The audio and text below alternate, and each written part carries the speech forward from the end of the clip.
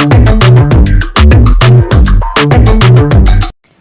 दोस्तों, राधे राधे। कैसे हैं आप सभी? आशा करती हूँ आप सभी बहुत बहुत बहुत अच्छे होंगे। ईश्वर करे आप सभी मस्त रहे, स्वस्थ रहे, अपने जीवन में यूं ही तरक्की करते रहे और आगे बढ़ते रहे। दोस्तों, आज का ब्लॉग शुरू किया जा रहा है। आज मैं कुछ स्पेशल बनाने जा रही हूँ। चावल के आटे का पकौड़ी तो बहुत ज़्यादा टेस्टी लगता है, एक बार ज़रूर बनाइएगा। तो थोड़ा सा बेसन लियो, नाम मात्र का, गरम मसाला, हल्दी, नमक और लहसुन मिर्चा का पेस्ट। तो इसका मैंने सारा बैटर तैयार करके रख दिया मिक्स करके। तो ये कोहड़े का फूल है। तो ये इसकी पकौड़ी बहुत ज़्यादा टेस्टी लगती है मेरी मम्मी जी को। तो ये छठ बाद ही मतलब इन्हें मिला था। छठ से पहले ये नहीं खाते हैं, जो छठ व्रत पूजा करते हैं ना, वो इसका पकौड़ी नहीं खाते हैं। तो ये छठ ख़त्म होने के बाद ही उन्हें मिला था। तो फिर दोबारा इनको मन कर दिया खाने के लिए। तो मैं सुबह सुबह इनके लिए बना दी। और ऊपर से ठंडा का मौसम है तो ये सब चीज़ें खाने को मन भी करता है। तो पकौड़ी बनाने के बाद बनते ही बनते आधा से ज़्यादा पकौड़ी ख़त्म हो गया था। और पकौड़ी के साथ साथ मैं पूड़ी भी छान दी थी, और ज़्यादा टेस्टी लगने लगा था खाने में। तो ये नाश्ता तैयार होने के बाद सभी लोग खा पी के फिर इसके बाद मैंने बनाई थी आलू बैंगन टमाटर की सब्जी और उसके साथ चावल और रोटी। तो ये देखिए, बिना मसाला वाला मैं बनाऊंगी। सब्जी भुजिया बनेगा लटपट, तो बहुत ज़्यादा टेस्टी लगता है। ये आलू बैंगन टमाटर की सब्ज़ी मेरे देवर को बहुत ही ज़्यादा पसंद है, उनका ये फेवरेट है ये सब्ज़ी। तो ये जब बना था तो कह रहे थे भाभी आज का खाना बहुत ही ज़्यादा टेस्टी है, लाजवाब है। तो ये मैं सब्ज़ी क्यों बनाई हूँ, क्योंकि मेरे पतिदेव नहीं है, क्योंकि वो रहते हैं तो उनके लिए भी अलग से सब्ज़ी बनाना पड़ता है। वो गए हैं लखनऊ किसी काम से, तो इसी की वजह से आज मेरे को कम काम मिला। तो आज दोपहर के बजे शायद 12। तो अभी मेरा कोई भी काम नहीं हुआ है, लेकिन सभी लोग खाना पीना खा चुके हैं। तो अभी मेरा किचन भी सफाई नहीं हुई है, बर्तन भी नहीं धुला है। तो मैं आज जा रही, पहले सोच रही पहले झाड़ू लगा के फिर बर्तन वगैरह या किचन की सफाई करूँगी। तो मैं जा रही हूँ झाड़ू लगाने। तो बने रही है।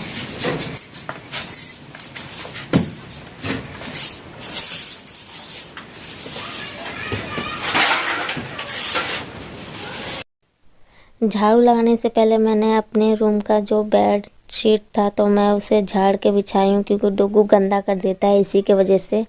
तो मेरे को बार बार झाड़ना पड़ता है। तो छोटा बच्चा है, इसी की वजह से गंदा हो जाता है। तो बिछाने के बाद मैं झाड़ू लगा रही थी। तो इधर डुगू और उसकी दादी मेरे को कुछ दिखाने के लिए बुला रहे थे। तो मैं बोली थी अभी मैं आ रही हूँ काम करने के बाद। तो उसी पे मेरे को हंसी आ रही थी। तो झाड़ू पूरे घर में लगाने के बाद मैं अपने देवर के रूम में भी जो चादर था तो गंदा दिख रहा था थोड़ा, तो मैं उसे चेंज करके ये गर्म वाला चादर बिछा दी। तो देखने में अच्छा लग रहा था। इधर मेरा किचन भी बिल्कुल साफ़ सुथरा हो गया था, चकाचक। तब मैं ऊपर चली गई देखने कि मेरा कपड़ा धुला है कि नहीं। तो मशीन में डाली थी तो वैसे तो धुल चुका था, बस सुखाना था। तो इधर से इधर डालना था। तो मेरा कपड़ा सारा काम फिनिश हो चुका है। अब मैं जा रही हूँ। मेरा घर का सारा काम कंप्लीट हो गया, कपड़े भी धुल चुके हैं। तो डुगू खाना खा के चला गया है दूसरे वाले घर पर। सासू मतलब मम्मी जी वहीं पर है, तो गया है। किसी के साथ भिजवाई हूँ तो रो रहा था अपनी दादी के लिए, तो मैं भिजवाती हूँ। तो वो चला गया है, तब मैं जा रही हूँ रील्स और शॉर्ट वीडियो बनाने। तो फ़ोन स्विच ऑफ होने वाला है, तो मैं इसे चार्ज में लगा देती हूँ। तब तक मैं तैयार हो जाती हूँ, रेडी हो जाती हूँ। तो आप लोग बने रहिए, मैं रेडी होकर आप सभी से मिलते हैं। मैं रेडी हो गई हूँ, ये देखिए फटाफट रेडी हुई हूँ। बिंदी थोड़ी टेढ़ी लग गई।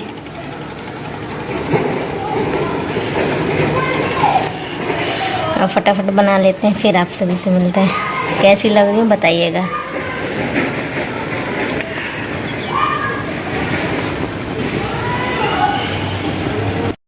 मेरा रील्स और वीडियो बन चुका है, तो मैं नीचे आ चुकी हूँ। तो बहुत जल्दी शाम हो जाता है, तो अंधेरापन आ जाता है। तो मैं फटाफट चेंज कर लेती हूँ। और डुगू सो रहा है, तो मैं चेंज करके आप सभी से मिलती हूँ।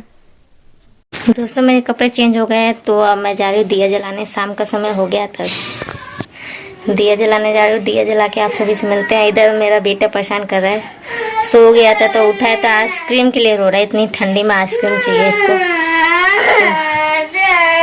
आइसक्रीम वाला चला गया तो उसी के लिए रो रहा है। तो चलिए दिया जला के आप सभी से मिलते हैं। रोइए मत, अभी आइसक्रीम आएगा, अभी मंगा देती हूँ। शहर को रो रहा था तो ये टॉयज खरीद के लाया है अपने बाबा से खरीदवा के। आधा खो दिया है टॉयज, आधा ये रहा। एक कप कहाँ है डुग्गू? एक ही कप है, मतलब एक कप भी गायब है, ये गिलास भी गायब है, आधे बर्तन भी गायब है, बहुत सारी चीजें गायब। बच्चे ले लिए, बताओ। खरीद के लाता है, गायब हो जाता है सारा सामान इसका। अब बेल्ट भी एक खरीदा है, ऐसे देखो रोते हुए।